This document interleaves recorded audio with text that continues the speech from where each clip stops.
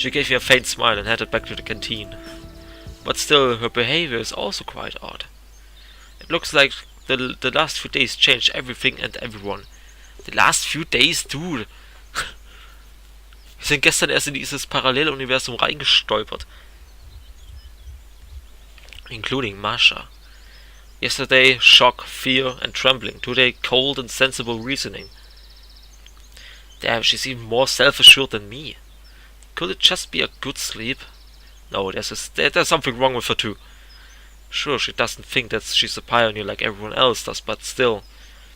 If something has happened to them, then maybe it also happened to me. No, it can't be. Everything seems to be fine. I've double-checked my body and found no abnormalities. Okay, I have to keep calm and control myself. I got up and was about to return to the canteen when suddenly I heard a tiny voice from behind my back. As if somebody was calling for me. I got down from the porch and took a few steps toward the voice. Somebody was peering at me from behind the tree.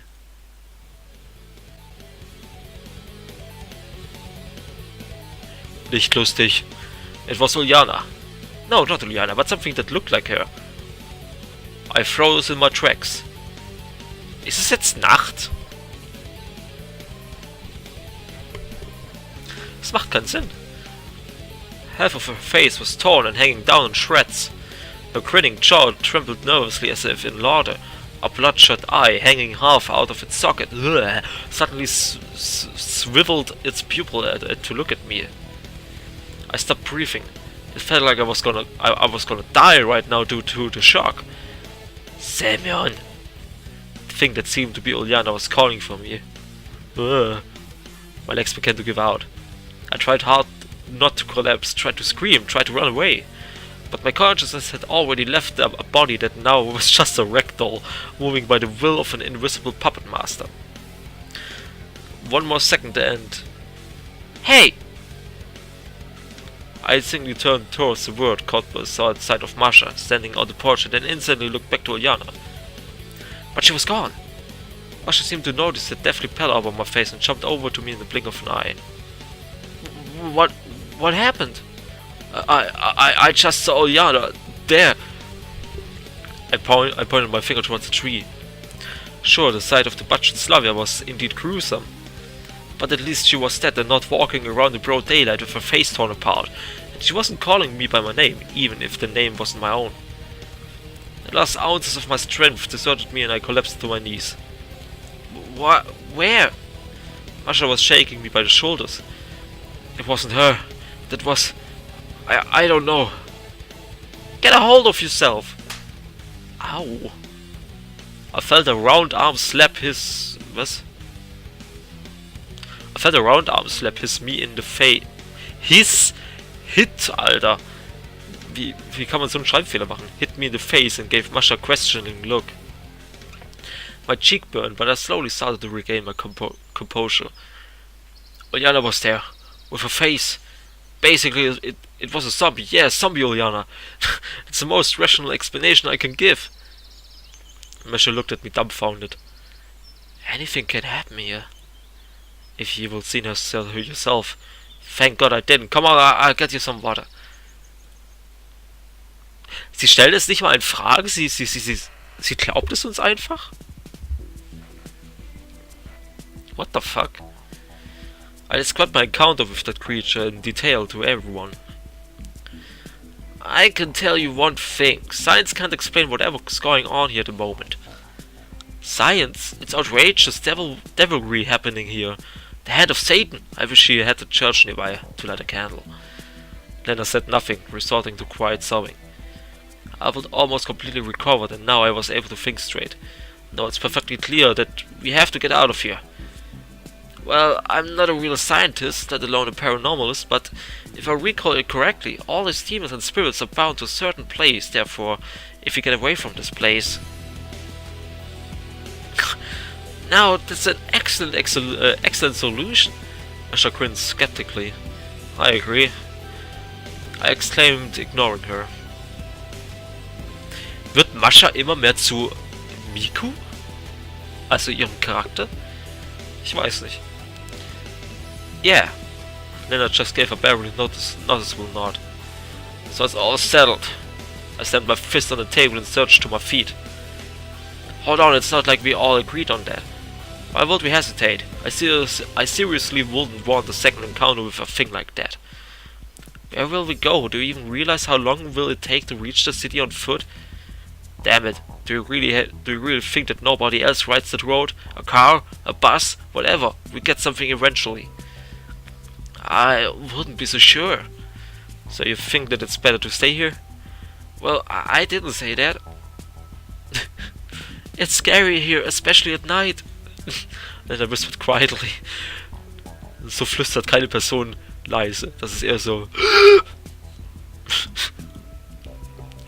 That still doesn't mean that we have to go anywhere, said Masha out loud. I gave her a narrow look. Now something has surely changed in her. Oh boy. Sie will unbedingt hier bleiben, aber warum? Perhaps I should have a gentle talk with her about it. Or perhaps I shouldn't. Maybe she's also... Okay, let's take a vote. I said it in a quote, a confident tone, yet I still had my doubts. What if Masha is right? Perhaps he shouldn't be running around aimlessly. On the one hand, I have no idea what awaits us beyond the gates of this camp. On the one hand, on the other hand, it's really all hell breaking loose here. Okay, she shrugged. And still, I won't stand for another minute here. Leaving. Staying. Let's try it. Maybe we'll indeed get lucky and catch a ride. Leaving. Everyone turned their eyes towards Lena. I don't want to stay here. It seemed like my decision wasn't going to affect the outcome anyway. So let's get going. Well, I sprang to my feet. Everyone else remained seated with their heads down. Since we decided... Masha got up slowly and looked at me. What about our stuff? Asked Alyssa awkwardly. Do you really think that we should care now? Mumbled Rudolph gloomily. Well, you're probably right. Well, my case... Zu viele Wells gerade. Well, in my case, my stuff has already vanished somewhere. In a few minutes, we were standing at a bus stop. The city is that way. Masha gestured at the horizont. It was there the day before yesterday. I grinned. Yeah, that way, Ruda confirmed. We paused in silence for a few moments and then slowly headed towards out. Wo ist Lena?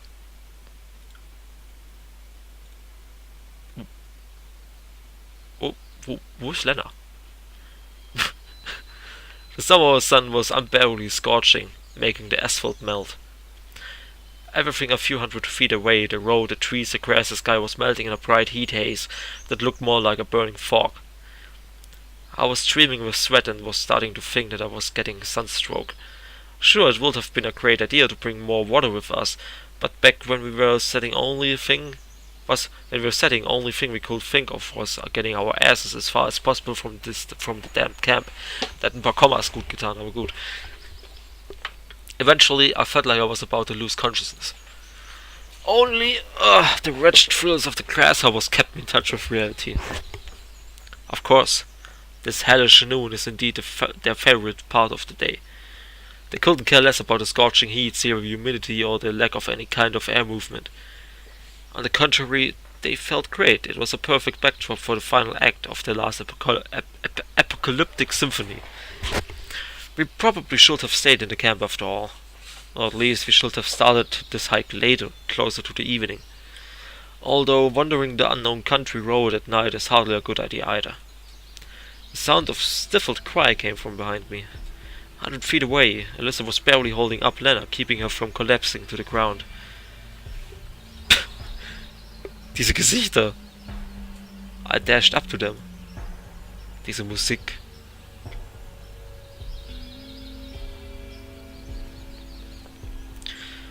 What's the matter?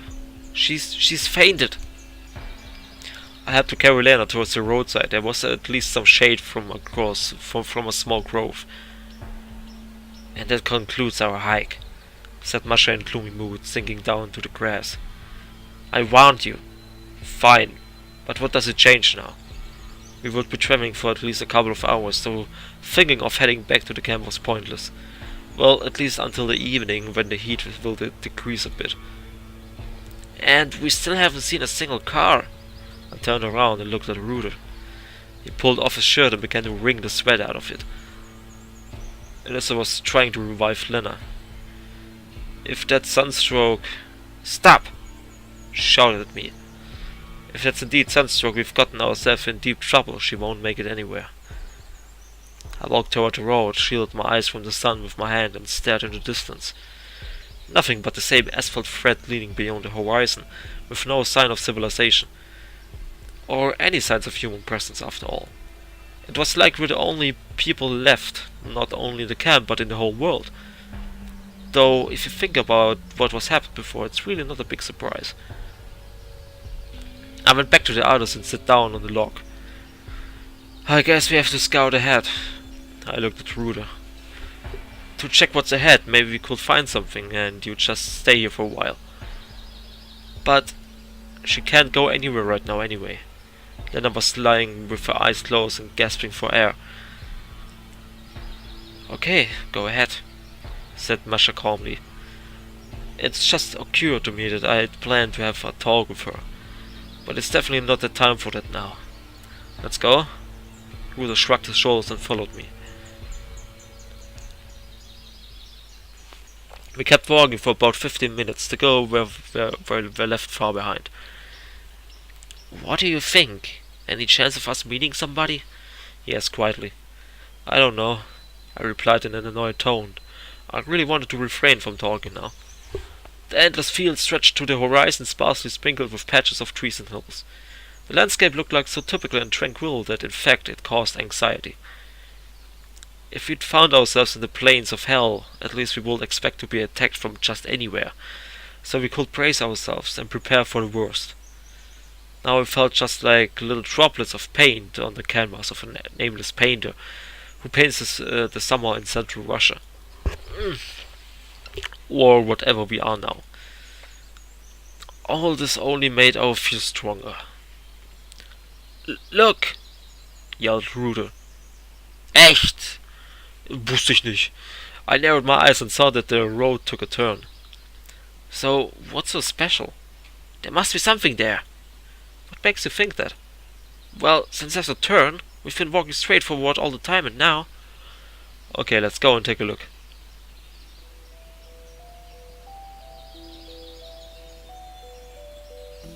Oh shit. In a few minutes, we finally came to the gates of Soviet Pioneer Camp. I collapsed down the curb and buried my face in my hands. I didn't feel scared, in fact I didn't feel any emotions at all, just the fatigue and the void inside of me. But how?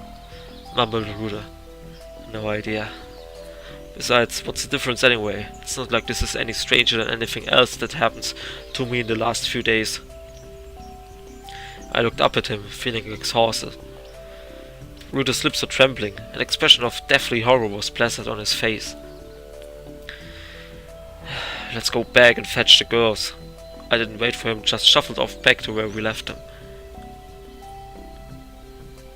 Found anything? Asked Masha, chewing on some strawberries of uncertain origin. We did. Our camp. What camp? She looked surprised. Our camp. What? Masha looked so silly now I couldn't help flashing an ironic smile. But you were going forward, not backward. Forward. And Sovianok is there. Hey, stop choking, she exclaimed. I'm dead serious. But, said Alyssa quietly. She was sitting down on the grass and cradling the head of Lena, who was still sleeping. Yeah, just like that. I said tiredly and dropped down to the ground. Okay, it means we're heading there. I looked at Masha keenly and suddenly realized that I can't wait anymore. Hey, what's happening with you? What do you mean? Luke screamed that now isn't the time for breezy chatter. You were scared to death yesterday, yet today you have "this happens to me all the time" attitude. But what's the point in panicking? She cracked a barely visible smile. If I didn't know you, I went quiet, bit my lip and turned away. But really, do I know her that well? Sure, we spent so many years together, but if you get down to it, I always thought more about myself. Or rather, I always believed that she was completely satisfied. And she was always the same to me. The same at just about anything. Even when we were breaking up, as if she wasn't a real person. Just my favorite article of clothing. Thinking about it, I have no idea what's going on in her soul. I just never cared about it. Does her behavior, her behaving like this under the circumstances doesn't seem more bizarre than anything else that happened to us. And if you think about it, talk at the beach 2 evenings ago, she probably really is stronger than me. Hey, are you listening to me at all? Ah, sorry, I got carried away, so much has happened. She looked at me sternly. Let's get going to the camp, or wherever you were, if that's the same old camp. Alright. In fact, it's not like we had any other choice. A few more hours in this scorching heat will only yield more casualties. But we have to carry her along. Yes, just a second, let me figure it out. I found 2 fairly long and sturdy sticks in a nearby grove. Coming back, I ordered Rooter to take his shirt off. He tried to object, but soon enough realized that there was no use in arguing. I took off my shirt as well, and we made a sort of a stretcher, attaching the fabric to the poles. Will it hold? Measure gave our device a questioning look, but ultimately gave it a few strong pulls, ensuring its strength, and smiled. It will, at least until we reach the camp.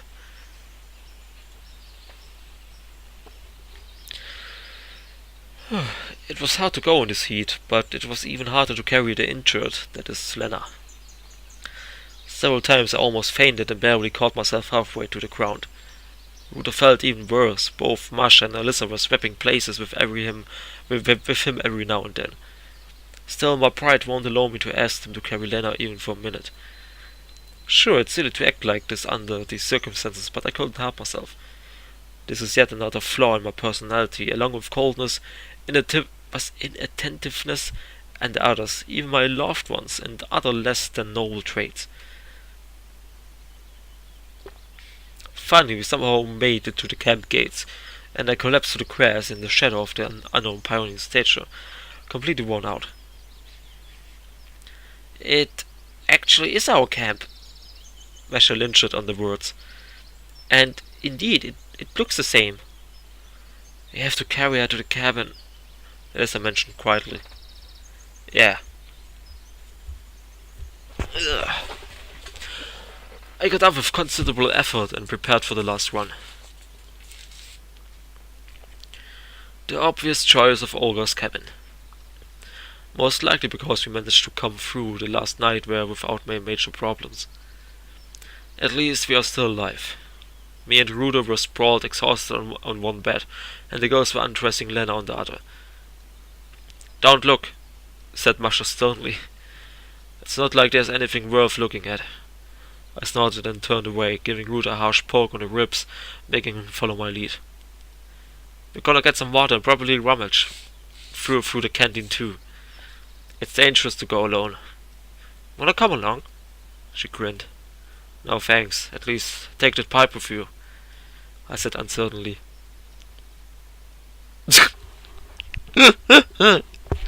Oh Mann, wenn man denkt, man hat alle Sprites gesehen. Nein.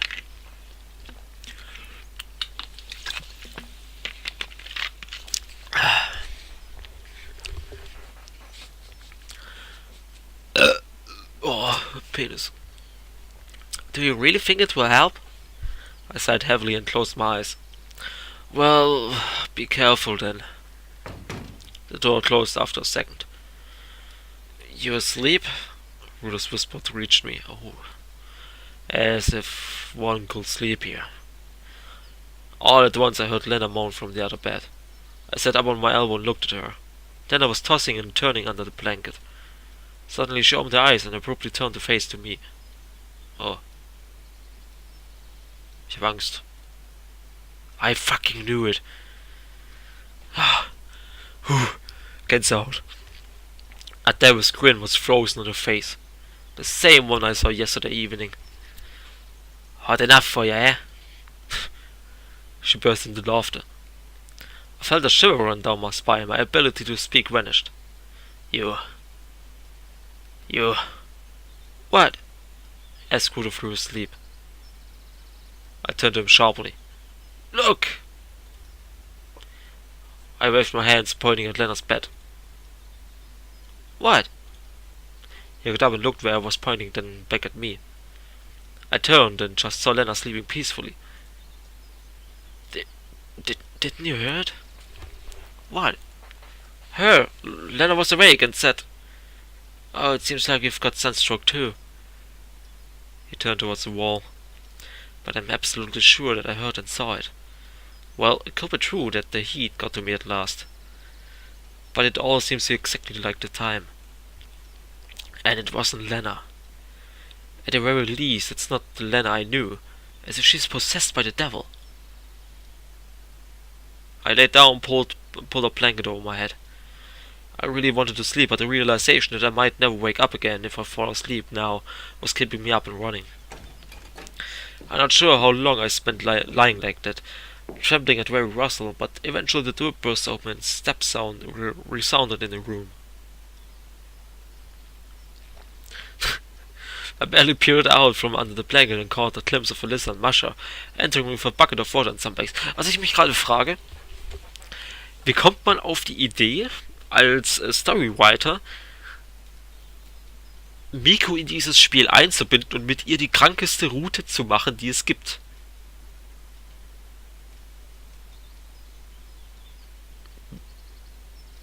Also ich hätte ja alles erwartet. Ich hätte ja die mega Meme-Route erwartet, ne? So, Miku, Japanerin, sie singt und macht komische Dinge. Und hier eine Referenz, da eine Referenz. Aber nein, stattdessen haben wir hier den absoluten Psychothriller. Warum ist Mikus Route so? Aber gut. I barely peered out from under the blanket and caught a glimpse of Alyssa and Masha entering with a bucket of water and some bags. I see you went a bit chuck over here. Yeah, sorta. I replied with a trembling voice, trying to flash a smile. Everything's okay? Seems like it. I glanced at Lena yet again, but she was still sleeping quietly. Maybe it was indeed just my imagination? Sure, given a condition of such extreme emotional stress and physical fatigue, I might be seeing things. I got up with considerable effort, took a cup from the table and scooped up some water. So, what are we doing next? We'll have to stay here for now. Ich dachte gerade so, whoop, Antennen. But Olga has called the police, muttered Alyssa. Yeah, but everyone disappeared after that.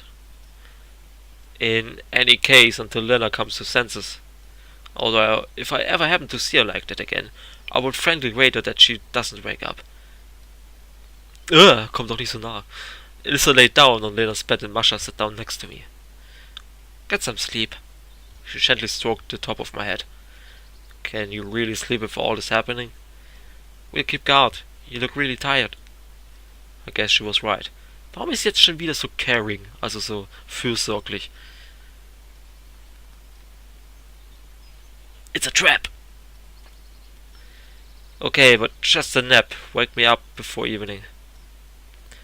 She didn't say a word, just smiled instead. Promise. I promise, replied Masha quietly. I closed my eyes instantly and tumbled into a dream. Here they come again, the grasshoppers. This time it's the king, a huge swamp green monstrosity with really long curved legs, wings that would match the wingspan of large airliner and enormous pitch black eyes. Wir haben eine Grasshopperphobia. He was hanging over me, grinning and spluttering something really loud. I still didn't understand anything of the language, but judging by the tone, it wasn't anything nice that you would hear on the morning news. I wanted to get away, but he clutched me tightly with his scratched claw. Ugh. I could hear my bones cracking, feel my ribs breaking, piercing my internal organs with their sharp splinters. I felt hundreds of hammers smashing inside my skull. What the fuck, dude? My vision faded, and the next moment fountains of blood and flesh were spraying all over the place.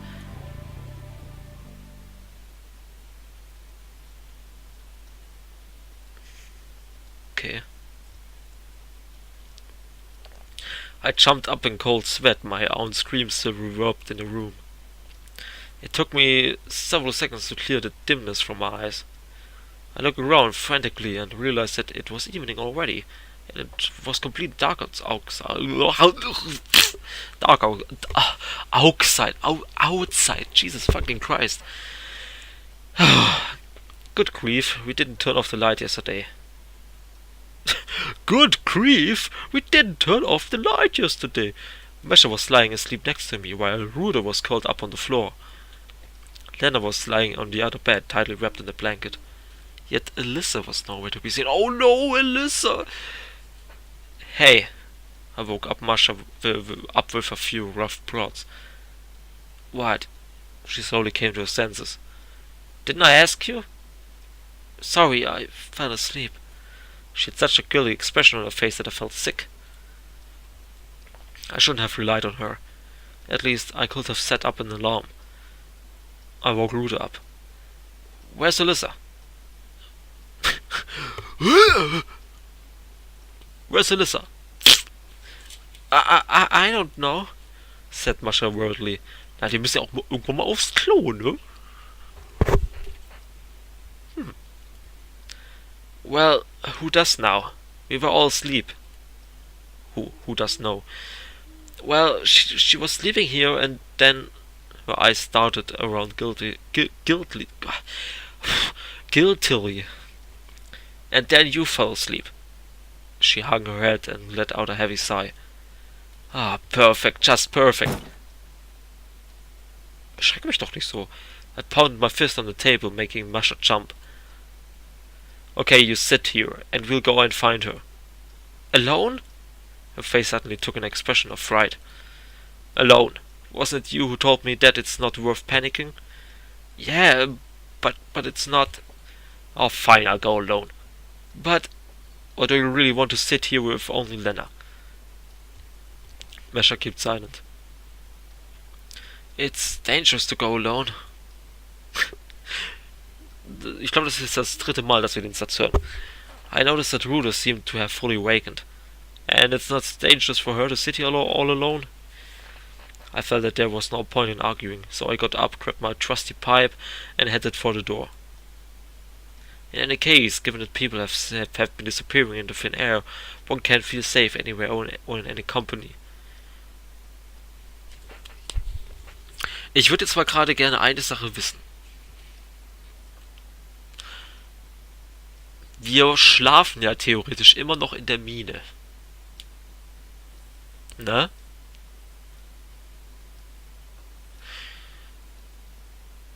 Vielleicht ist das alles verbunden mit, ja, mit der Mine halt. Also mit dem alten Haus, dem alten Bunker und der alten Mine. Ich würde mich jetzt mal fragen, wenn wir jetzt da hingehen würden, würden wir uns jetzt selber sehen, wie wir da schlafen?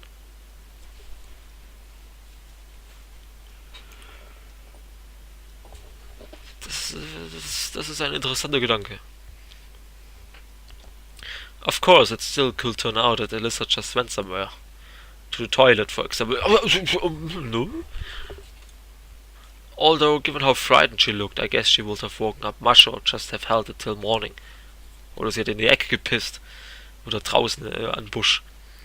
Damn, anything but going all alone through the cab.